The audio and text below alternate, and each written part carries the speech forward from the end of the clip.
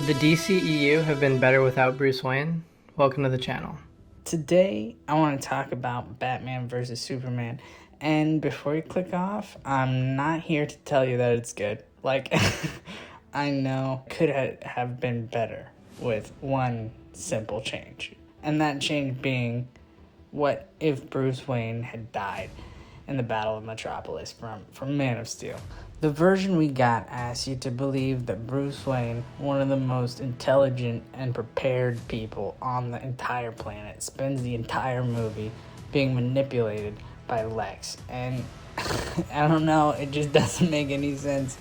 He's just manipulated into trying to murder an alien that he has done zero research on. That's not Bruce Wayne. That's not Batman.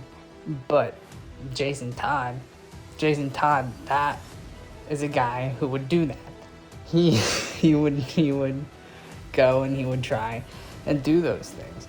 And for people who don't know, Jason Todd is the second Robin. He's one who died, and then he came back, and he was angrier and more brutal, and he kind of used guns, wore a lot of red, and he was willing to kill. In my version of this movie, Bruce Wayne would die in the Battle of Metropolis. And now in the comics, Bruce Wayne's death was he got hit by Darkseid's Omega beams and he was sent back in time, which led to some interesting it was some interesting stories. There was one where he was a pilgrim and stuff. You got to see Batman the Pilgrim and he's riding around on a horse and stuff. But for the DCEU, or a replacement of this trying to fix a broken movie from years ago, I'm just gonna keep it simple. And we already see Batman in Metropolis at the beginning, and he's trying to save a little girl from destruction. The idea is just that he just doesn't make it out, which honestly, that's pretty heroic. That's pretty good. And the idea is just that Jason Todd goes and he finds the mask and the cowl, and he becomes Batman, and now suddenly we have that Zack Snyder Batman that was willing to brand people and kill people and is super brutal and smashing people's heads into the ground. Really, really crazy. Batman can't kill, right? So Batman can't kill is canon. And I'm okay, well, the first thing I want to do when you say that is I want to see what happens. And they go well, don't put him in a situation where he has to kill someone. I'm well, that's just you're protecting your God in a weird way, right? You're making your God irrelevant if he can't be in that situation. He has to now deal with that. Yeah. If he does do that, what does that mean? It makes a lot more sense, all those intense things that he was doing in the movie. It's not really Bruce Wayne, and honestly that's completely different. It's much more damaged person wearing the same costume, and that one reframe fixes one of the biggest problems that movie had before. The whole movie, one of the biggest issues is that Batman's out there, he's killing people, he's doing all these awful things, and I think that this reframe it fixes a lot of that. Now this version probably needs a recast too, I'll be honest. Affleck was playing Bruce Wayne, and that was a little old, I'd say, for Jason Todd. You'd need someone younger, angrier, a little bit more unhinged. I am the golden god of this place. I reign supreme.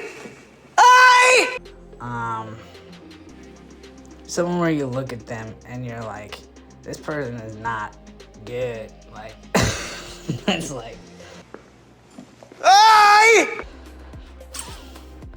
you need a golden god. No, I'm sorry. Here's the thing.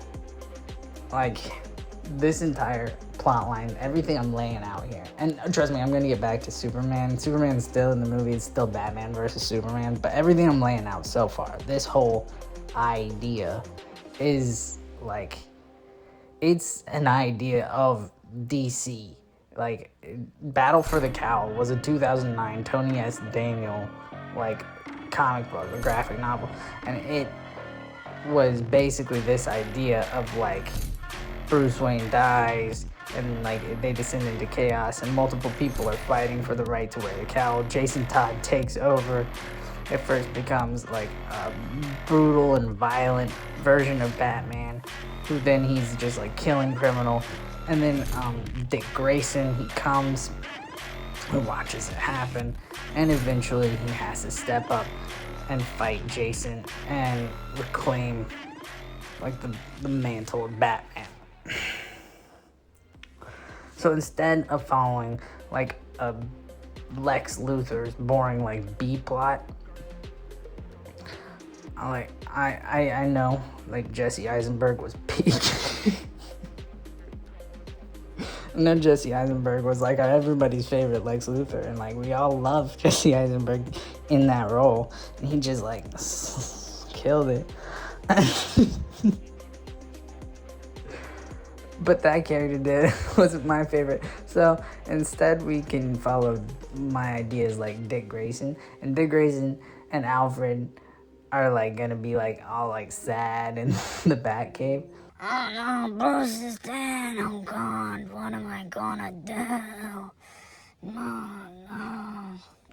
That's some good dialogue. You could, Warner Brothers, if you want to take that, you can do it. You can do whatever you want, but you can have that one for free. And, like, the idea is, like think about, like, Robert Pattinson's Batman. He's young and he's lean and he's, like, grieving and he's, like, Robert Pattinson already kind of looks like Dick Grayson, to be honest. Like, he already kind of looks like Nightwing. Like, he was there and he's sad because Bruce died, and now he's even more sad because, like, Jason Todd's out there shooting people, you know? And while he's out sulking, Jason Todd's just having a blast. He's out there killing whoever he wants. Like, he's just doing himself, feeling great, and just living his best life. Okay, eventually I think that we should come to a point where, like, Jason Todd is, like, hunting Superman, because kind of like the not Man of Steel, but kind of like the Batman versus Superman movie we got. He's kind of hunting him, but he has different motivations. He has a motivation of, like, Bruce died in the Metropolis Man of Steel, like, wreckage, and he knows that. So Jason, even though he had a stressed relationship with Bruce, he still loved Bruce, so he would be like, I gotta kill this guy. He would see Superman as a bad guy. He would see Superman as something to put down. So Jason Todd would go after Batman. And I know that Superman in the Man of Steel and Batman versus Superman era, like, Henry Cavill got, like, a really bad rap for, like, killing people. Like, that was pretty rough. But my idea here is to have them fight, and, like, in their fight instead, like, have that Superman, like, really, really pull his punches. Because it's not even Bruce Wayne. Like, he would really be going up against a lesser opponent. And if he could, like, tell that, then I think that he would know to not go so hard. But I think that if Jason Todd pulled out every trick, just kind of like Bruce did in that movie, like, where he's, like, he has kryptonite, he does, like, a spear, all the same stuff. he tries legitimately to kill him, then where we would end up is Dick Grayson intervening to save Superman. And the second Dick arrives, he has been like building this the whole movie. Like, he's been watching Jason destroy everything that Bruce like stood for, and he just like makes the decision and he puts on the cowl and he fights Jason himself. Batman versus Batman.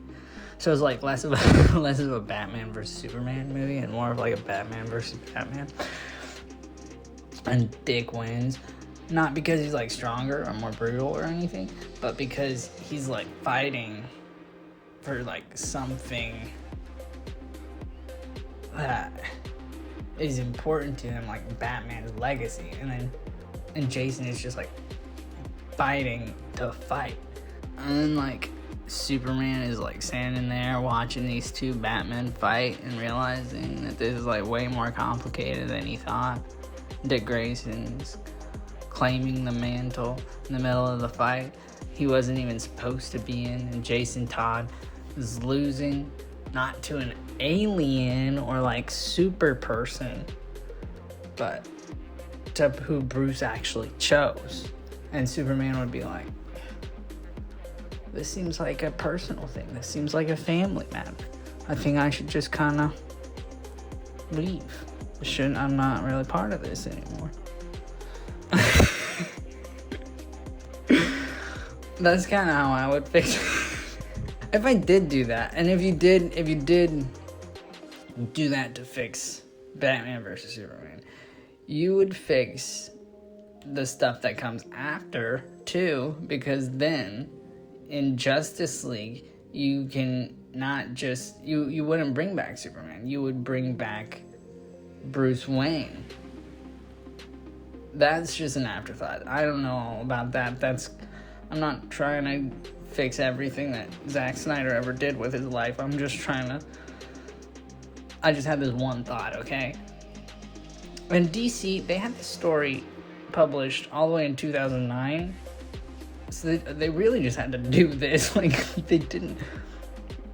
they should have just paid attention and just been like, oh wow, there's cool, we had cool comics. Why didn't we just do all of that instead of like the two Batman movies, like Batman comics that we just rehash, like the Long Halloween, and we always do the Long Halloween.